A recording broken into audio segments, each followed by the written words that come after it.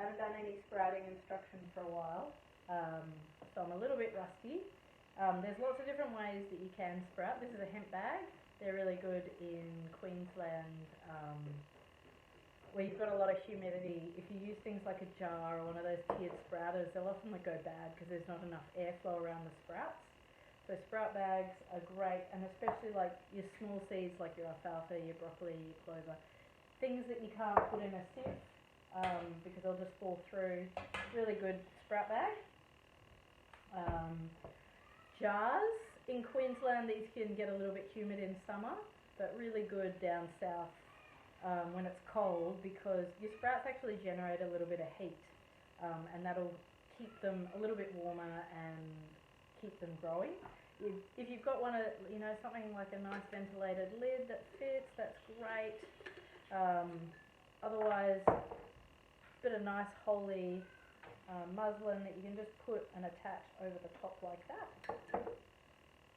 So nice simple technique, and whenever you do it in the dish rack, you just want it on a bit of an angle, because with this, if it sits flat, the water and the seeds will not create air gap, whereas if it's on the side, the water drains out and there's a little bit of air coming through. And the other process that I like, everyone's pretty much got one of these in their kitchen. Really simple. You just need a bowl and a sieve. So before you invest in any sprouting equipment, you can just see whether it suits your rhythm. Soak your seeds in a bowl, drain them into a sieve, and then just put a cloth over that.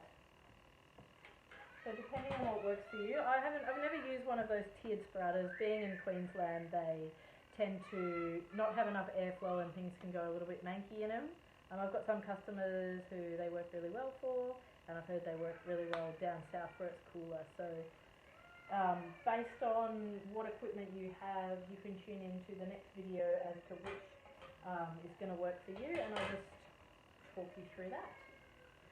The benefits of sprouting too, I guess I should talk about that, because we're all home a lot more at the moment. It's a really good time to get some food growing in your kitchen. These guys, once they grow, they're some of the most nutritional food you can get. They're packed full of minerals, vitamins, and they're really rich in enzymes like Life Force that add to your vitality. Lots of different types. I'm going to be doing some mung beans. I'm going to be doing some mixed lentils, and I'm going to be doing, this is a mix of alfalfa, broccoli and clover. Just be wary when you buy seed mixes. Some of them, I've seen people putting like alfalfa and mung beans together. Mung beans like sprout in a couple of days. Alfalfa's generally, in Queensland it's 5 days in summer, 7 days in winter. So you don't want to sprout things that are going to not be finished at the same time.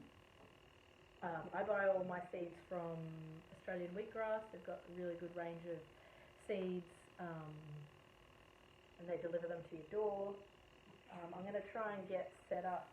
I've still got a whole lot of these sprouting bags that we had made for when we used to sell them at the store. I'm going to see if I can get them online so that you guys can get them on there. Yeah, great for the kids. They can have a little project in this time while they're going to be at home a lot more, and kids generally tend to eat things when they've been involved in the process. So it's a great thing that you can just have growing in your kitchen, on your kitchen bench, and hopefully they'll be excited to eat them too. So it'll be really good for them in this time where we all need to be boosting up our systems.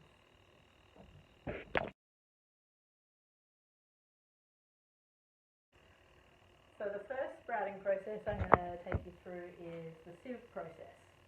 So sieve isn't good for any of your small seeds that are going to fall through the gap. Great for mung beans, lentils, any of those more beany ones. So what I'm going to do here is I'm just going to get a whole lot of seeds. Again, these guys expand a lot. So I'm just probably going to put about a nice handful in the bowl. And I'm going to fill that bowl with mung beans. I tend to use hot water. You've probably all experienced, if you eat sprouts, some mung beans that don't crack. They stay like a little hard ballish and break your teeth. That can really be helped by using warm to hot water when you soak them. So that's what I'm going to do now, is the hot water as it comes through. And you can't be too generous with the water that you soak them in. Quite often people will just put them in a little bit of water and they come back and the seeds have expanded and there's no water left and there's no space and they're actually spilling out of the container. So as you can see, you've got water, mung beans in there, and we'll come back to that later. We're just basically going to strain them into the sieve and leave that in there so that they're, you know, got a little bit of space breathing around them.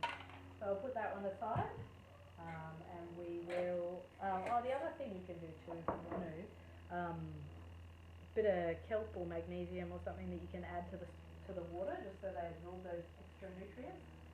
This has been around for a long time, this particular batch, so again we used to sell these at the store and we don't sell them anymore because everyone can just access everything through eBay and seed sellers.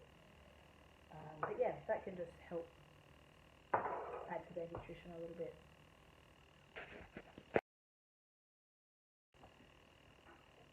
Sprouting jar, that's what we're going to do now. I've got a bit of muslin. If you've got a fancy lid, doesn't matter what you use as long as there's a decent amount of airflow. You can see the gaps in that. You want about that sort of gaps in there, so not a tight weave thing like that, because there's just not going to be enough airflow in the jar. I'm going to get some mixed lentils. You'd be surprised by how much these grow, so I'm going to put them about that many in there and put some water in. You can't be too generous with water. I'm going to fill this jar right up, and it'll be really interesting to see how much water they've absorbed later. And just to stop bugs falling in and just for prep later, I'm going to put that bit of muslin on there right now. I could totally use this lid, but I'm sure that most of you won't have a lid, so I'll demonstrate with something that more of you might have access to. So I've got those guys soaking. I've also got this sieve video out there, so you can check that one out, and maybe that's more suitable to the equipment that you have. And I'm also going to have a hemp sprouting one that I'm going to do next. This is the hemp sprouting bag. I find this is what I use for growing the sprouts for the markets. I've got some big versions of these. After years of, we've been growing sprouts for 10 years this May for the markets at Noosa Farmers Markets. And I used to use a whole lot of really big glass jars, and in summer things would just go bad. So the following summer had a whole lot of hemp bags and nothing went bad. So these guys are great. They allow airflow for the sprouts, so that humidity that we get in Queensland, they just don't go slimy and bad in a bag like this, unless the seed isn't viable seed, in which case that still can happen. So in here I've got alfalfa, broccoli and clover, which all have about the same soak time and about the same sprouting time. And I'm just going to get maybe a little measure to put them in there. What's this? This is a little 1/8 cup measure, and I reckon that is going to be heaps for this bag. So I'm going to just put them straight in the bag, and we can just soak the seeds directly in this bag. These guys are going to be soaking, depends, like I find it very variable depending on the seed, but I'm soaking them for about 3 hours for the business, and I'm finding that really good. Mung beans, you might want to soak them for 12 to 24 hours, and you might even want to change the hot water halfway through just to prevent any ones that are going to break your teeth. And I've got these mung beans soaking here, and I'm just going to cheat a little bit and just put this bag straight in there with that one and leave them to soak. And that's going to be really easy. If you're using a sprouting bag, you want to have a little hook somewhere where you can hook them on, and a little container that they'll drain into. So we'll be back in a couple of hours to hang this one up, and a little bit later again to show you the jar and the sieve technique. So I'm just going to leave that all tidy out of the way. It's a very good excuse to tidy our kitchen. I'll see you a bit later.